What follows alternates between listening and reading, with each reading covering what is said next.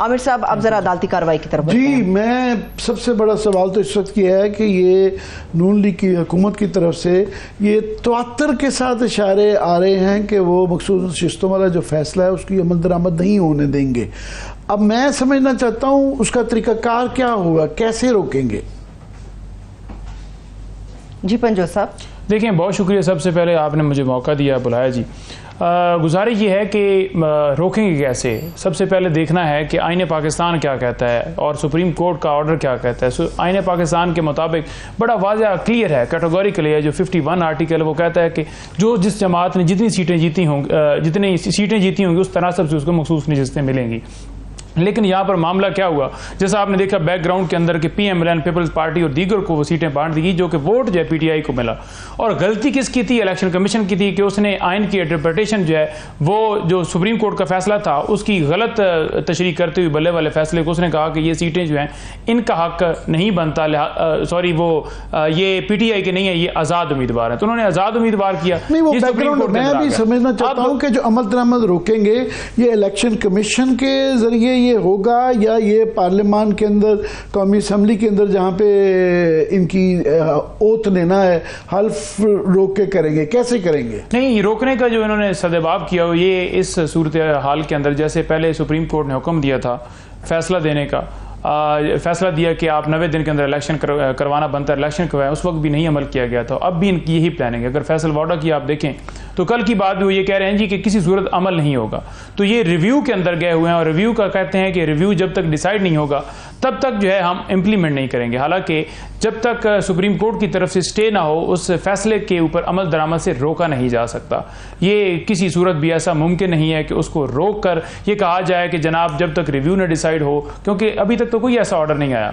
जो भी ये करेगा बिल्कुल उसके ऊपर आर्टिकल 6 लगेगा और ये आइन की खिलाफ वर्जी है और सुप्रीम कोर्ट के फैसले की खिलाफ वर्जी। क्योंकि अदालतें देखें एक सिस्टम है, उस सिस्टम के तहत जो है वो कोई भी इदारा है उसकी अपनी जुरिस्डिक्शन है। तो जब अदालत कोई भी फैसला देती है तो उसके ऊपर मनोमन तस्लीम किया जाता है। 5-8 से जो फैसला है, 8 ने अक्सरियती फैसला दिया। दो आर्गुमेंट दिए जा रहे हैं। एक कि अगर इसको रोका जाएगा नेशनल असेंबली के अंदर, तो एक वो कह रहे हैं कि जी हम इसको क्योंकि नजर सानी की जब तक अपील खारिज नहीं होती है तो हम इसको जब तक डिले करेंगे उसका फैसला आने दें।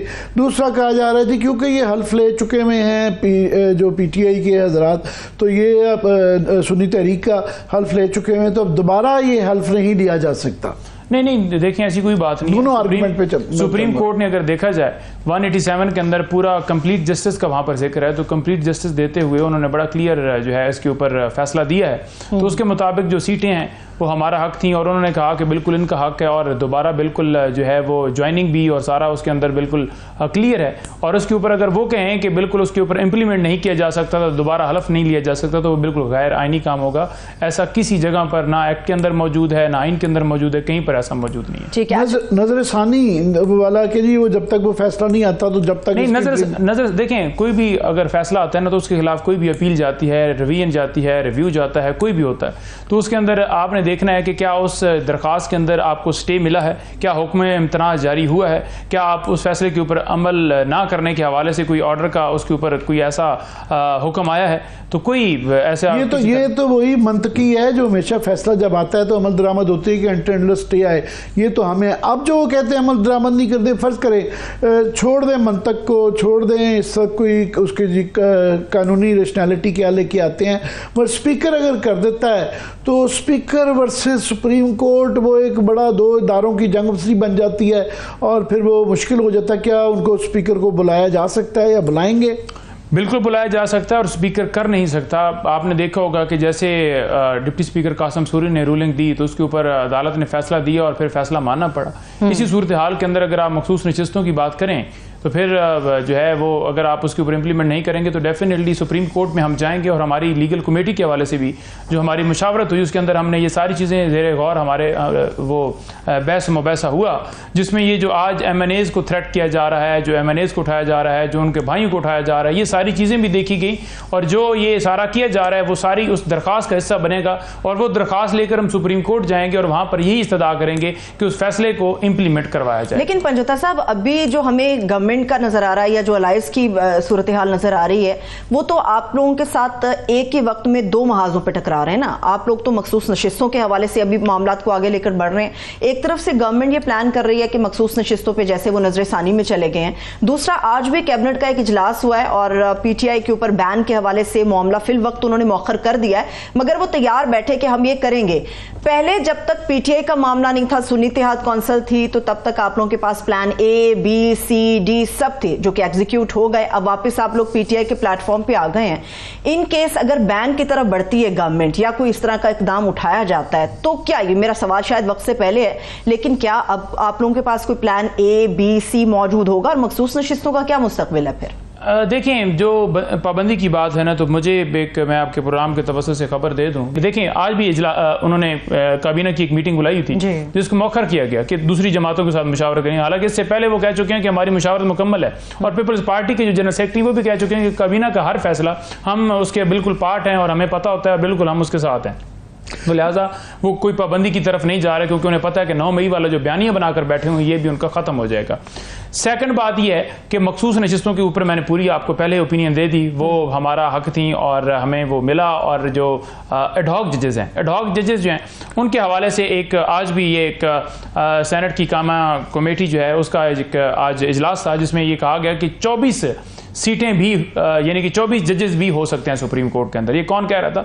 ये वजीर कानून कह रहे थे। वो चाहते हैं कि एडहॉक जजेस लगाकर सुप्रीम कोर्ट में जजेस की तादाद बढ़ाई जाए, जो इस वक्त जो रूल ऑफ लॉ के ऊपर जो आइन के साथ खड़े हैं उन जजेस को कैसे आगे सीटी बटल किया जाए। क्योंकि ये एक जो कहते हैं ना कि अपने आप को फायदा देने के लिए ये लॉ जो बनाया जा रहा है, या एडहॉक जजेस लाए जा रहे हैं, या रिटायर्ड जजेस जो हैं वो इलेक्शन पिटीशंस का फैसला करेंगे, तो ये सिर्फ और सिर्फ इसलिए किया जा रहा है ताकि जो पहले दिन डाका डाला गया था 8 फरवरी में, उस डाके के ऊपर मजीद जो है आए रोज इनको जुर्म करने पड़ते हैं ताकि उस डाके को कवर किया जा सके। लेकिन वो आपका समझ आती है कि आप ये कहते हैं जब कि जी हम ऐसा नहीं होने देंगे, मगर अमली सूरत हाल ये है कि वहाँ पे जुडिशल काउंसिल के अंदर उनकी गवर्नमेंट के साथ मिला के उनके अरकान मिला के मेजॉरिटी भी होती है। जिस तरह उन्होंने 2 पहले लगवा लिए तो वो और भी लगा लेंगे, आप कैसे रोकेंगे?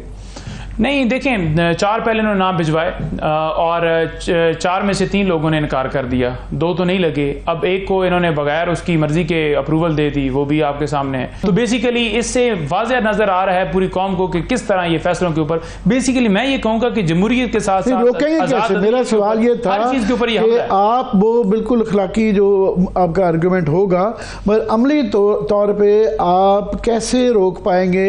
जुडिशल काउंसिल की कॉन्स्टिट्यूशन इस तरह की है कि उसके अंदर गवर्नमेंट की और जजेस अगर नहीं अपोज करते उसके मेंबरान तो उनके पास नंबर पूरे हैं। नहीं, देखें, जिस तरह से ये किया जा रहा है ना, हम बिल्कुल इसलिए हम सड़कों पर जा रहे हैं, इसलिए हम एहतजाज करते हैं, इसलिए हम निकलते हैं, क्योंकि जब जो है ना वो ताकत उन हाथों में आ जाए जो मुल्क के अंदर रूल ऑफ लॉ आना चाहते हैं, तो फिर वो इस तरह के इकदाम करते हैं। और जो भी इनके प्लान या जो इन्होंने प्रोग्राम बनाए हुए हैं वो देख रहे हैं, लेकिन ये अपनी कबर खोद रहे हैं। ये कितने अरसा रहेंगे? 1 साल रहेंगे, 2 साल रहेंगे, ये क्या कर लेंगे? इससे पहले जब से पाकिस्तान बना यही सूरत हाल रही कि जजेस को डराया जाता रहा, धमकाया जाता रहा, और आज जजेस इसलिए खड़े हो गए क्योंकि जो है वो देख रहे हैं कि अब इस सूरत हाल के अंदर जो है वो हमें खड़ा होना पड़ेगा अगर वो चाहते हैं कि मुल्क जो है वो आगे लेकर बढ़ें। तो इसलिए वो खड़े हुए हैं, तो हम उनको अप्रिशिएट करते हैं। और ये मैं नहीं समझता कि ये कोई देर पा या ये हुकूमत जो है या ये जो सेटअप चल रहा है ये देर पा जाएगा। इंशाअल्लाह ताला अवाम का राज होगा और अवाम ही रियासत है, और अवाम जो का फैसला जो है वही कबूल होगा, क्योंकि एक तरफ अवाम खड़ी और एक तरफ ये फार्म 47 वाले खड़े हैं, और इंशाअल्लाह वही आप देखेंगे। मुझे आप ये बताइए, एहतजाज की आप बात कर रहे हैं, वैसे हमारे सामने 26 जुलाई की तारीख भी है जब जमात इस्लामी भी इस्लामाबाद की तरफ आ रही है और गालिबन धरने का उनका मुकम्मल प्लान है। आप ये बताएं कि जुम्मे को 24 घंटे से ज्यादा, मेरे ख्याल में 26 घंटे बाकी रह गए होंगे, आप लोग जुम्मे को जो एहतजाज करने जा रहे हैं उसका क्या है?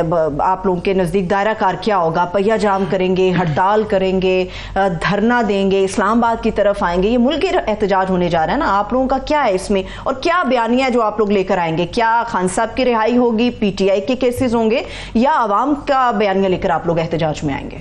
देखें 26 को बिल्कुल एहतजाज हो रहा है और सेक्रेटरी जनरल उमर अयूब साहब हैं, तमाम ग्रुप्स में लिंक्स हो चुके हैं और आज हमारी मीटिंग भी है और इंशाल्लाह ताला उसके ऊपर पूरा आप देखेंगे कि ये जो एहतजाज होगा इस दफ़ा वो पहले की निस्बत ज़्यादा मौसर तरीके से वो कोशिश कर रहे हैं कि हर रीजन के अंदर जाकर जूम मीटिंग के जरिए टास्क लगाए जाएँ और वहाँ पर लोग निकलें और लोग निकलते हैं, लोगों को उठाया जाता है, अगवा किया जाता है। पहले उम्मीदवारों के या जो वहाँ पर स्टेक होल्डर्स हैं उनके घरों में छापे मारे जाते हैं, वो एक अलग मामला है, मुकदमात भी बनाए जाते हैं।